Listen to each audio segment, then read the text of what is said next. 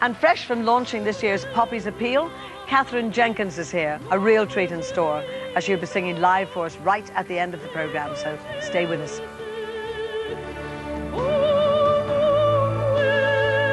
For the Wales versus Australia match. Now, on this occasion, she used the entire 74,000-strong crowd as her backing singers, as you do, of course. So let's welcome to Katherine Jenkins. Very nice to see you. That was a good way of getting a load of people to sing on your record. Well, it was really good fun.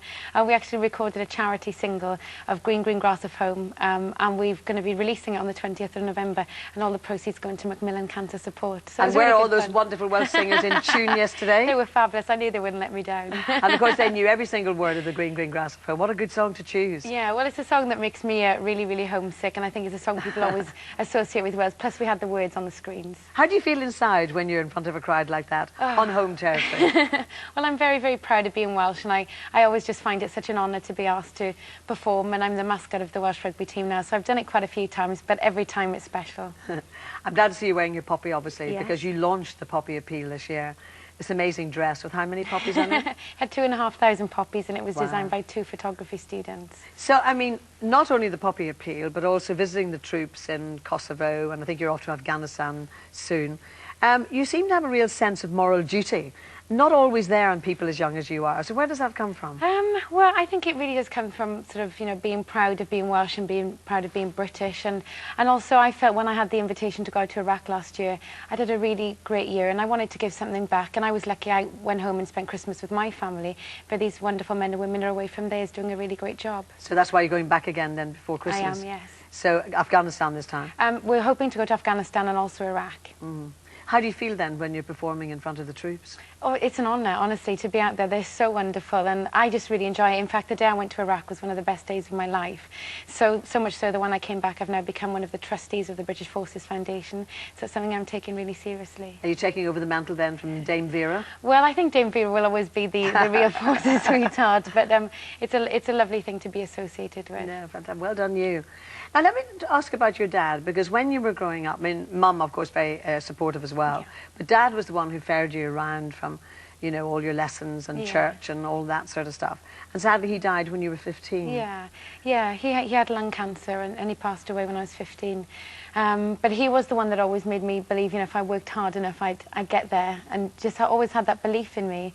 And so even though he hasn't actually seen all this happen, I truly believe he's with me, and I have little words with him every now and again. So when you're performing, you genuinely feel that he's with you? And yeah. Well, I certainly think somebody's guiding me, and when I have a difficult performance or something I really want to do well in, you know, I ask for his strength, and I feel him with me all the time.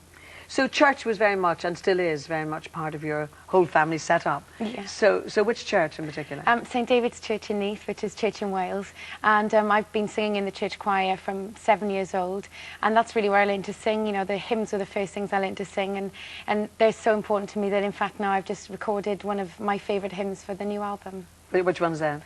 Dear Lord and Father of Mankind. Oh yes, yeah. I love that one myself. So do you feel then that whole church environment was really important to you in developing your voice and as you say, learning how to sing in the first place? Absolutely. I think from, you know, just a musicianship point of view, I learned to read music there.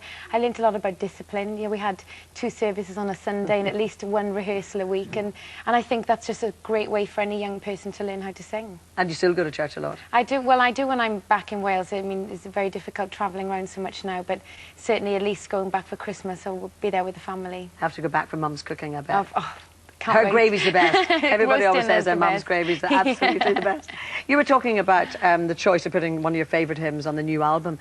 It's a really interesting mix, isn't it? It's called Serenade. And yeah. So tell me a little about the duets, for example. Well, I'm really pleased that we've got a fabulous duet with Dame Kiri de Canawa singing the Flower Duet. Nerve-wracking or not? Well, yeah, of course. I've grown up listening to her sing, so it was just such an honour to have her come in the studio.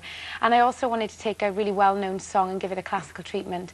So I chose the song Everything I Do It For You by Bryan Adams. And he actually came into the studio and he plays guitar on the track. So it's been a really exciting album to me. Not bad, I tell you. So you've got the 2 duets and then a mix of music? Yes, opera arias, hymns, Welsh folk songs, things from musicals and soundtracks. So it's a real classical crossover album. But you're going to sing Ave Maria for us, which I is, am. you know, so a wonderful piece of music to listen to. Yeah. Why did you particularly want to put that on the album? I always try and include religious music with it having been so important in how I learned to sing. And it's a song I used to sing as a choir girl. Well, Katherine, you said, I know one of your albums is called Living a Dream. You're certainly living the dream, aren't you? Thank you ever so much for joining us. And, of course, I know everybody will stay with us to the end of the programme to hear you sing for us live.